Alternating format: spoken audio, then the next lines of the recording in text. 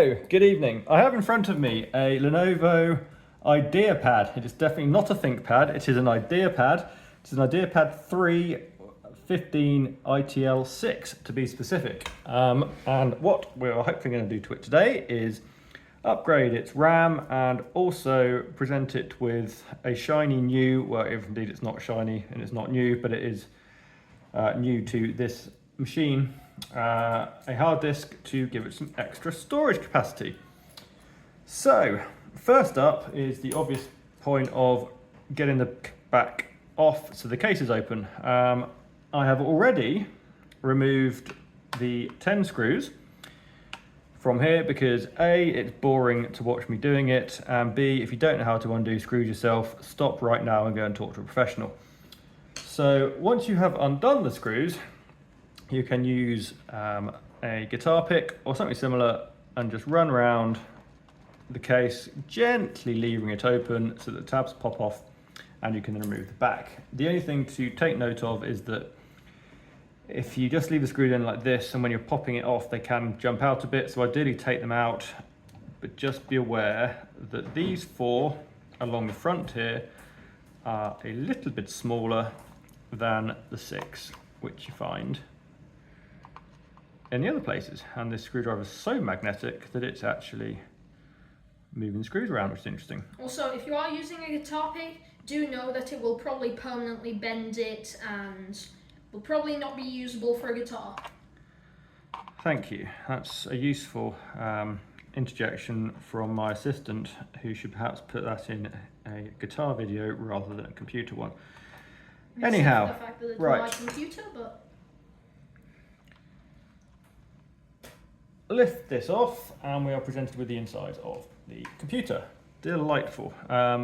This great big hole here is where the hard disk would go. Clearly this chassis is designed for, I suppose, more basic models that have an old-fashioned hard disk in here. This one has an SSD, which I think is that. This one also, as we will see, already benefits from 8 gigabytes of RAM. There's 4 gig, which is attached to the motherboard somewhere, no idea where, and there is 4 gig, which is in this little spot here. So we're gonna do the RAM first because that's dead easy. First thing that we will do is just pop off the power connector from the battery, which should just pull out nice and easily. He says, I'm trying not to bash my head on the light. That was easier earlier. Now look at that, there's some movement. Beautiful, out it comes. So this is just held down by some push clips at the side and it pops off like that. Easy peasy. And then we have these little clips here at the side, so we can pop them off and it goes boing and springs up. Glorious. Now, here is our 8 gigabyte SODIMM DDR4 3200 megahertz, which I believe is the correct RAM that we need for this device. Doesn't that look lovely? And we'll probably put a link to it somewhere down in the description. Yeah, that seems sensible. So it's literally just a question of popping that one out. Put that one down to make sure it's the correct way around, which it is. And I believe these come in at about a 45-degree angle, like so. Pop it down. Clip, clip, clip. Happy days.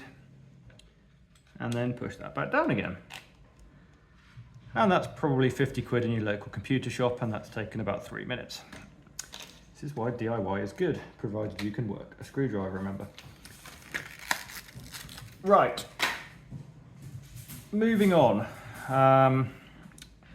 Here's where the hard disk is going to sit. It will be connected using this SATA cable. I'm assuming it's pronounced SATA, it could be an SATA, but let's go with SATA. And it goes into this little slot here. Now this does vary depending on the ThinkPad Ideapad 3 that you have. But on this one, it's definitely into that little slot there. So, first things first, we'll just open this up with these 4 screws in the corners. 1, 2.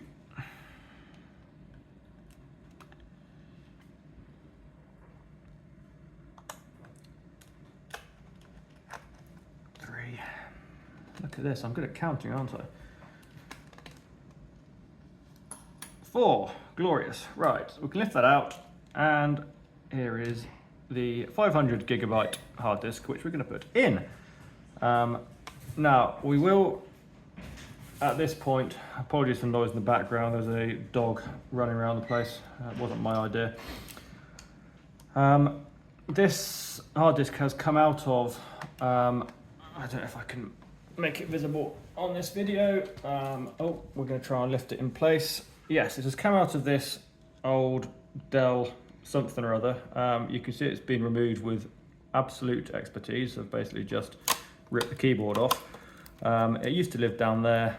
It's now no longer coming out. I have this old computer because my father-in-law donated it to me because he no longer uses it and he didn't know how to wipe the hard disk, so I told him I would take it out and smash it with a hammer until all the data was not recoverable. Instead, I've decided to install it in a computer so we can get all his bank details and hopefully steal all his money. Don't tell him. Anyway, just need to secure the hard disk into this little tray, and we can do that using these holes in the corner of the tray and in the corner of the hard disk. You will need some screws for that. Fortunately, I have these 4 little screws which were previously holding the Dell together, so they have been repurposed and can be popped into these slots to keep it nice and snugly in place. Hopefully, whilst I am screwing this in place, my assistant will remove the cable. I should try and remember to actually do this in the middle so you can see what I'm doing, but again, it is only screws, so you ought to be able to cope. Yes, it will remove the cable from it. Oh man. That's not magnetic. No, that one isn't. Let's try the big fat one. Look at that, the fat one is attractive.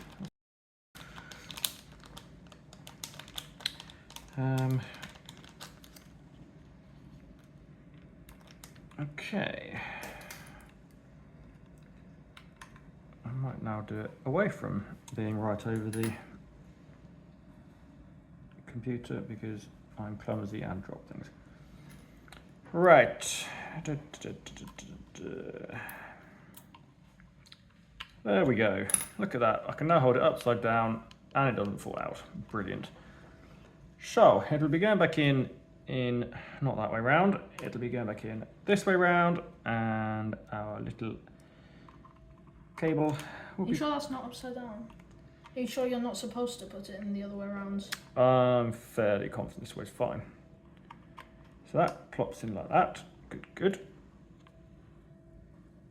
That's all tight. So we now just have to bend this cable round the correct way so that it can run like so. And look at that, look at that. It's almost like it's the right part.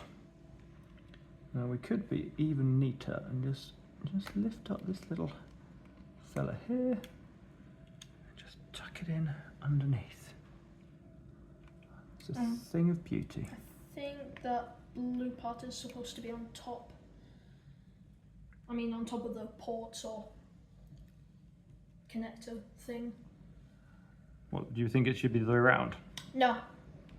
It slides in here, like so. So what we're going to do now is just pop open this connector, which I think we do by lifting it up like so. And then we can slide this little fella in, hopefully.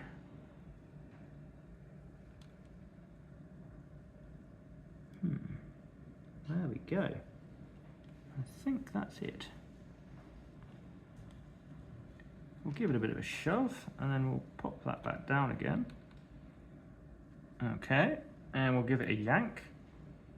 And look at that, it's staying put. Marvellous. So that's all neat and tidy.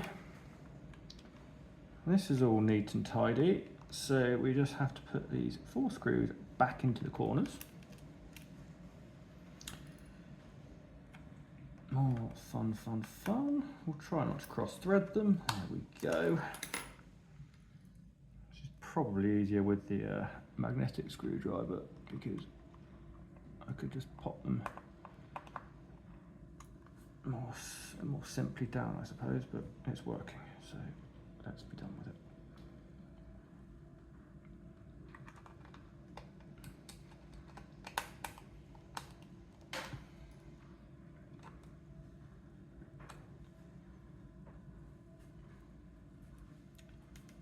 No, what a catch. Good thing the dog's outside before she ate that. That is true. Right. And that's that. Now then, I was about to put the case back on, and that would have been stupid because I hadn't put the battery back in. Yes, I was going to say. So hopefully it's a bit easier to, there we go, that's popped in. Right, so that's all clipped in place. That's all firmly connected. And you can see how dusty this is after nearly 2 years of use. This is fine. I did actually clean up the fan previously, so it's not as bad as it was. Battery's all in tightly, hard disk connected. I think this is all good. So we will now put it back together, which is fairly straightforward. Pop it on and just gently sort of push down, and you'll hear various little happy poppy noises as it goes back in place. Oh gosh. And a few more screws are leaping about, such as their level of excitement that they're about to be fastened securely down again. This is where it's useful to know what goes where, because this one is that longer. is a small one which goes in there, and that long one must have jumped out of that back corner. I'll keep that before it pops out again. You don't need to worry too much about these, because as you screw them down, they will actually put the final pops back in. Anyhow, we will briefly leave you there, because the next thing we have to do is actually turn it on and make sure that this has been successful. This will be a non-existent video if there is nothing further from this point onwards. Back shortly. Welcome back. We have now started up the laptop, and the good news is it did indeed start up. That was a relief. So, 2 things to check. First, we'll check that we have the new RAM happily in place. So we open System Settings, and here they are. And with any luck, when we scroll down a bit and look at installed physical memory, we see 12 gigabytes. And previously, we had the 4 plus 4, which maths tells me equaled 8. So that appears to have worked. So that is good news, and look at that, available physical memory is now 4, and normally that was basically 0 because Windows was hogging everything. So that's good, and the only other thing we have to do is go and check for a new hard drive, and look at this. We have OSE here. If we look at properties, oh, it's about 450 gig, which is not the 500 it claimed to have, but they're never quite as large as the numbers suggest. Now, first things first, let's go and see if we can find those bank details. Maybe in here somewhere. Default users. Oh, password protected. Disappointing. Public documents, they might be in here. Oh, no. It looks like they might have been deleted already. Well, isn't that sad? We could do a quick search of bank details, but let's not bother. Let's conclude that we're not going to get to steal all my father-in-law's money, and in which case we might as well clean up this little puppy by going right-click on, what's happened there, right-click, hit the format button, volume label is what you want to call the thing. What do you want to call it? We could call it hard disk drive. How about that? Yeah.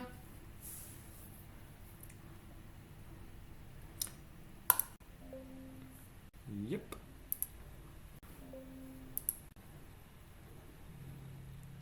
And away it goes. super quick, Let's super check it. easy. And now we see its properties. Still And it's using a mere 110. 119 megabytes with 450 free. So that, ladies and gentlemen, is that. See you next time, if indeed there ever is a next time. Hold on. First of all, thank you for watching. Like and subscribe. Oh yes, that. In the hopes that there might be some more videos.